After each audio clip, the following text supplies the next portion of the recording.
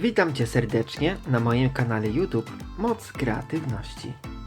Ja nazywam się Pedro Rey i właśnie rozpoczynam nową serię filmów o nazwie Pomysł na turystykę wiejską. Będzie to seria filmów poświęcona kreatywnym rozwiązaniom biznesowym, które mają za zadanie ulepszyć bazy turystyczne na wsi. Jeżeli szukasz inspiracji biznesowej, chcesz prowadzić swoją bazę turystyczną i rozwijać biznes, to ten film jest właśnie dla Ciebie. Jak znaleźć pomysły na agroturystykę? W pierwszym odcinku chcę porozmawiać o tym, jak znaleźć pomysły na agroturystykę. Wizja turystyki wiejskiej wygląda dość zachęcająco na atrakcyjnych terenach wiejskich. Dzisiaj spróbujemy wspólnie stworzyć kilka ciekawych koncepcji. Ciekawe pomysły, z których będziesz mógł skorzystać od razu. Agroturystyka to połączenie turystyki z elementami natury. Często jest to pasja do ekologicznej żywności, hodowli zwierząt lub uprawianie ogródka. Pasja w tej całej układance jest bardzo istotnym elementem. Dzięki pasji, którą dzielisz się z innymi ludźmi, możesz stworzyć wspaniałe miejsce pełne wartości dla drugiego człowieka. To miejsce, w którym będziesz się angażować każdego dnia. Będziesz to robił dobrowolnie i nie będzie w tym przymusu. Pomyśl zatem, co jest Twoją pasją. Następnie rozważ kilka scenariuszy w swojej głowie. Na tym etapie całkowicie odsuń wszelkie ograniczenia, które będą się pojawiały w Twojej głowie. To czas planowania. Chodzi o to, aby znaleźć idealny pomysł, który jest tożsamy z nami. Najlepsze pomysły na turystykę wiejską to te, w które wkładamy samych siebie. Angażujemy się, budujemy wartość i dzielimy się tą wartością z innymi ludźmi. Pomysł na agroturystykę będzie w dużej mierze opierał się o możliwości i dostępność miejsc oraz zasobów wynikających z infrastruktury. Co jeszcze? Zasoby ludzkie. Mam tutaj na myśli ludzi, których możesz zatrudnić, jeżeli będzie to konieczne. Ukształtowanie terenu oraz dostępność atrakcji to także czynniki, które mogą mieć wpływ na pomysł, którego szukasz. Wybierz wszystkie czynniki, o których wspomniałem. Czy te czynniki są dostępne? Jeżeli występują, to w jakiej formie i w jakim stopniu Twoim zdaniem mają one wpływ na sukces? W ostatniej części tego filmu porozmawiamy o niepopularnych miejscach. Zastanowimy się również, w jaki sposób przyciągnąć ludzi do takich niepopularnych miejsc. Połącz te wszystkie czynniki na kartce papieru i przejdźmy dalej, aby zaplanować rozwój naszej agroturystyki. Jeżeli nie posiadasz jeszcze swojej działki, budynku, ani żadnego miejsca do prowadzenia turystyki wiejskiej, to koniecznie posłuchaj tego filmu do końca. Zawarte w tym filmie wskazówki pomogą Ci podczas procesu planowania swojej agroturystyki w przyszłości. To dość istotne, aby wiedzieć, jak krok po kroku zaplanować funkcjonowanie takiego miejsca. Zastanów się nad tym, jak wielka będzie Twoja baza noclegowa. Czy chcesz skupić się na dużej grupie turystów, czy na małej? Ustal również, czy chcesz zapewniać całodzienne wyżywienie, czy tylko oferować produkty z własnej hodowli lub ogrodu. Rozwój oferty całodziennego wyżywienia wpłynie pozytywnie na Twój biznes. Grupa docelowa, do której skierujesz swoją ofertę oraz produkty i usługi, które przygotujesz dla tej grupy docelowej, ustal to wszystko. Wypisz to na kartce papieru. Każdy pomysł, jaki przyjdzie Ci teraz do głowy, czy chcesz hodować zwierzęta? Jeżeli tak, to jakie? Zwierzęta pomogą przyciągnąć do Twojej agroturystyki dużą ilość klientów. W przypadku produktów, o których wspominam, możesz rozważyć rękodzieło, przetwory oraz garnarz, zielarstwo, oraz inne naturalne produkty. Znając listę wszystkich rzeczy, którymi chcesz się zajmować, możemy rozważyć, jak zaplanować rozwój każdego z elementów. Nie będę poruszał każdego. Chcę przedstawić wzór, na którym możesz się opierać, planując rozwój agroturystyki. Załóżmy, że skupiasz się na organizowaniu obozów przetrwania. Miejscem, w którym będą spali Twoi goście, będą najpewniej namioty.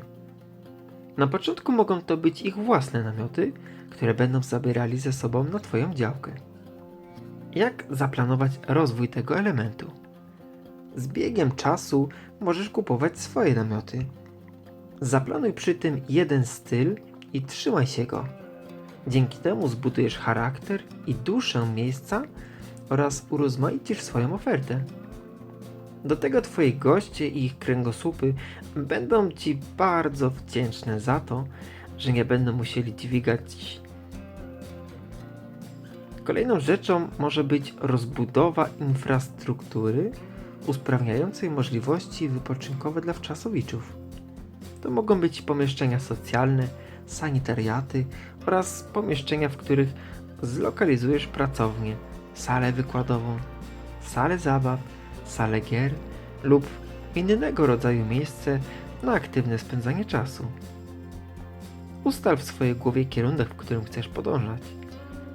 Dla każdej kategorii wykonaj to ćwiczenie zgodnie z podanym wzorem. Gdy skończysz, przejdziemy dalej. W międzyczasie napisz mi w komentarzu, z czym masz największy problem, planując swoją turystykę wiejską. Jeżeli powyższe informacje były dla Ciebie przydatne, to już teraz zostaw łapkę w górę pod tym filmem. Ten film jest pierwszym z serii pomysł na agroturystykę.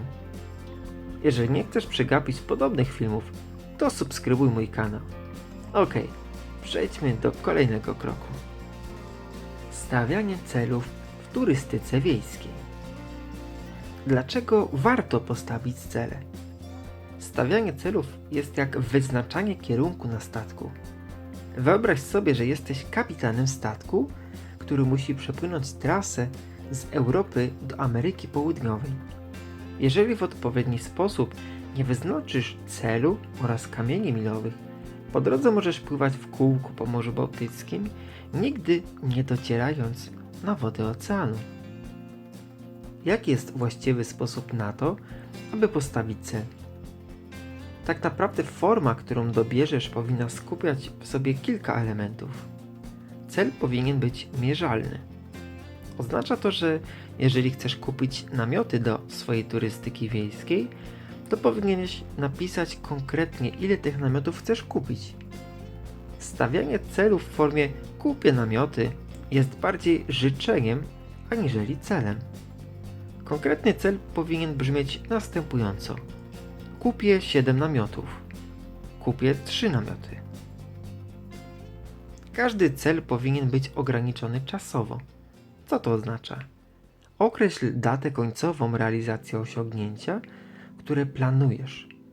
Zrób to w formie kupię 7 namiotów do agroturystyki i zrobię to do końca lipca 2025 roku.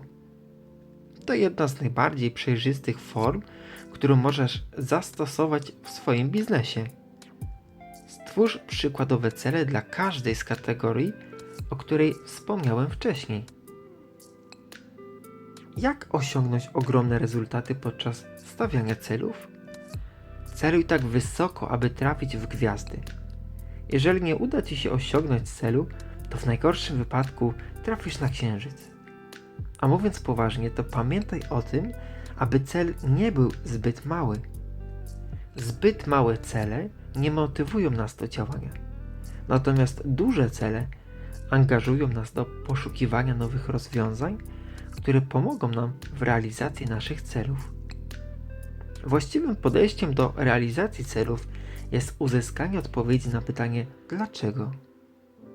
Zastanów się, dlaczego chcesz osiągnąć dany cel. Najlepiej odpowiedź zapisz na kartce papieru pod każdym celem. Oto kilka przykładowych celów nieograniczonych czasowo, których możesz użyć. Zwiększenie ilości miejsc noclegowych do 30. Zmniejszenie kosztów agroturystyki o 12%. Zwiększenie ilości gości o 25% w skali rok do roku. Nawiązanie współpracy z 3 ciekawymi inicjatywami regionalnymi. Pozyskanie 3 nowych partnerów biznesowych. Zakup 3 nowych rowerów dla gości agroturystyki. Zakup 3 piłek do uprawiania sportów drużynowych, np. siatkówki. Oto 9 źródeł dochodów w turystyce wiejskiej. Mam nadzieję, że temat celów jest dla Ciebie jasny i możemy przejść dalej. Chcę zająć się teraz tematem źródeł dochodów w turystyce wiejskiej.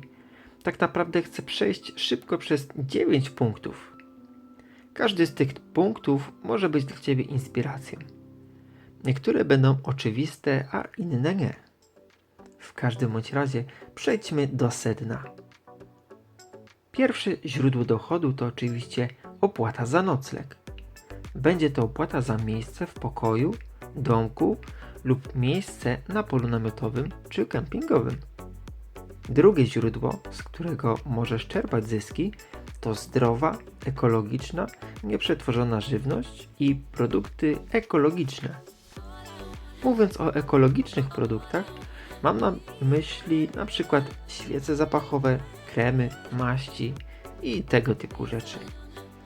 Kolejnym źródłem dochodu będzie wynajem sprzętu wodnego, sprzętu biwakowego, wynajem namiotów, rowerów i sprzętu sportowego.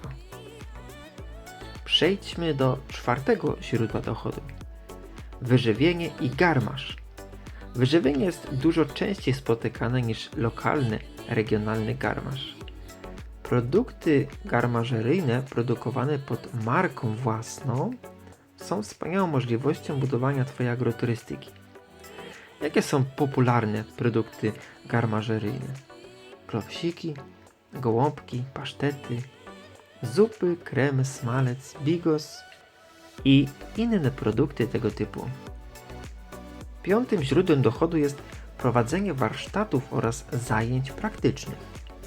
To mogą być zajęcia kulinarne, artystyczne, edukacyjne, biznesowe lub warsztaty z rękodzieła. Od regionalnych potraw przez szycie i haftowanie regionalnych wzorów, słuchanie o historii regionu, a kończąc na zajęciach praktycznych z rzeźbiarstwa, malarstwa czy fotografii. Szóstym źródłem dochodu może być wynajem powierzchni użytkowej. Jeżeli posiadasz duży teren lub dużą salę, to możesz umieścić ogłoszenie w internecie i wynajmować swój obiekt pod różne wydarzenia. To mogą być zarówno rocznice, jubileusze, komunie, śluby, uroczystości rozdania nagród, integracje w zakładach pracy, koncerty gminne i wiele więcej. Jest dość intensywnie, ale nie zwalniamy tempa. Przechodzimy szybko do punktu numer 7, czyli organizacja wydarzeń. Tak jak przed momentem wspomniałem, możesz wystawić ogłoszenie i pozwolić komuś zorganizować wydarzenie na swojej działce. Jednak dużo więcej pieniędzy zarobisz, gdy sam zajmiesz się organizacją różnego rodzaju wydarzeń.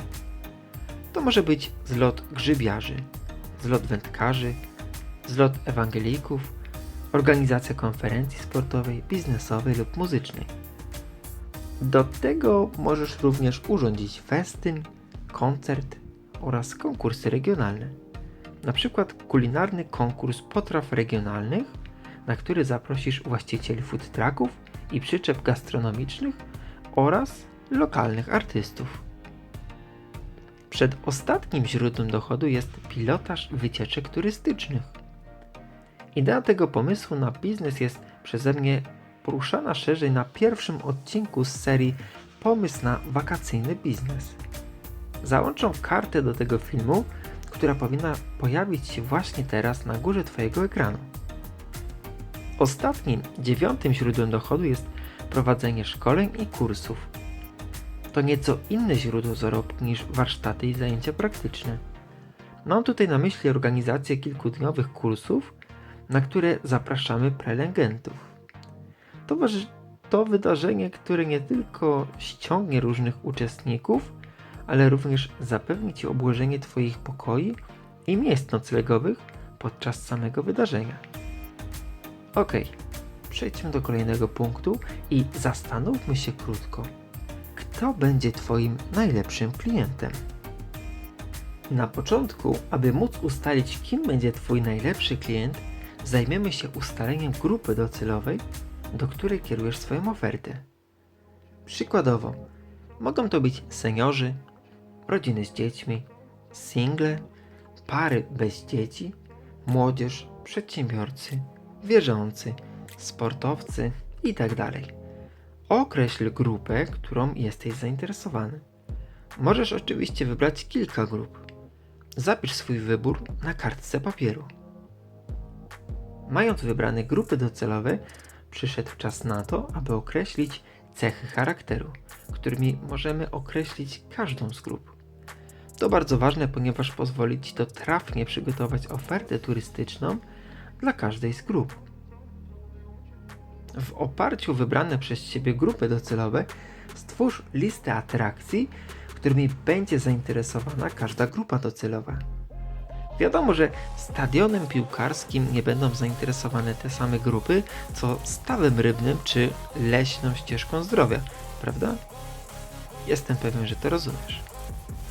Mając wypisane wszystkie informacje, o których wspomniałem przed chwilą, jesteś gotowy, aby stworzyć ofertę turystyczną dla każdej z grup docelowych. Jeżeli nie jesteś pewien, jak to zrobić, to niedługo nagram o tym osobny film, na którym omówię, jak napisać skuteczną ofertę turystyczną. Dodatkowo, możemy uzupełnić to wszystko, co już napisałeś, o kilka rzeczy. Przede wszystkim możesz stworzyć przykładowy plan pobytu i plan wycieczki dla swoich gości. Dla każdej grupy docelowej polecam Ci stworzyć osobny plan. Na końcu pod planami pobytu czy planami wycieczki napisz, jaki zakładasz rezultat końcowy, którego oczekujesz po pobycie każdej grupy docelowej. Co mam na myśli? Napisz, jak chcesz, aby czuli się Twoi goście. Czego chcesz, aby doświadczyli Twoi goście. Jakie emocje chcesz, aby towarzyszyły Twoim gościom po wyjeździe z Twojej agroturystyki. Na koniec kilka wskazówek na to, jak przyciągnąć klientów do niepopularnej miejscowości lub lokalizacji. Turystyka wiejska ma to do siebie, że jest dość elastyczna. Można zbudować praktycznie wszystko, co przychodzi nam do głowy i jest z nami tożsame. Na początku zaznaczę, że warto robić notatki także z tego punktu, zwłaszcza jeżeli uważasz, że Twoja agroturystyka znajduje się w niepopularnej lokalizacji. Na początek napisz, dlaczego uważasz, że Twoja lokalizacja jest niepopularna. Następnie zastanów się nad tym, jakie atrakcje Twoim zdaniem byłyby pomocne, aby przyciągnąć do siebie klientów. To akurat dość proste do ustalenia. Teraz nieco trudniejsze pytanie. Z kim w Twojej okolicy mógłbyś nawiązać współpracę i na jakich zasadach? Ok, teraz proste ćwiczenie.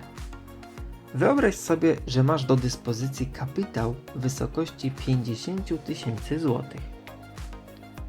Co mógłbyś stworzyć lub zbudować za tą kwotę, aby przyciągnąć do siebie turystów? Daj sobie trochę czasu na to, aby stworzyć jak najwięcej pomysłów. Zapisz każdy z tych pomysłów na kartce papieru. Często działając w pojedynkę nie jesteśmy w stanie osiągnąć wspaniałych rezultatów. Są takie miejsca, gdzie współpracując ze sobą możemy zyskać bardzo dużo. Z jakimi bazami noclegowymi mógłbyś nawiązać współpracę, aby zwiększyć siłę przebicia się Waszej wspólnej oferty w regionie? Być może razem będziecie w stanie przyjąć obóz, czy nawet małą kolonię. Współpraca mogłaby umożliwić Wam drogę do wspólnego zorganizowania atrakcji turystycznej, którą odwiedzaliby inni turyści z regionu. Na zakończenie zastanów się, jakie działania medialne i marketingowe mógłbyś podjąć, aby zaprezentować swoją ofertę nowym grupom odbiorców. Skorzystaj z mediów społecznościowych oraz np. YouTube'a. W tym filmie to już wszystko. Mam nadzieję, że podobał Ci się ten film. Jeżeli tak, to zostaw koniecznie łapkę w górę pod tym filmem. Chcesz obejrzeć więcej filmów takich jak ten? Subskrybuj zatem mój kanał, aby nie pominąć nowych filmów. Zostaw komentarz poniżej i napisz, który z punktów był dla Ciebie najbardziej wartościowy. Podziel się tym filmem ze znajomymi i do usłyszenia w następnym filmie. Cześć!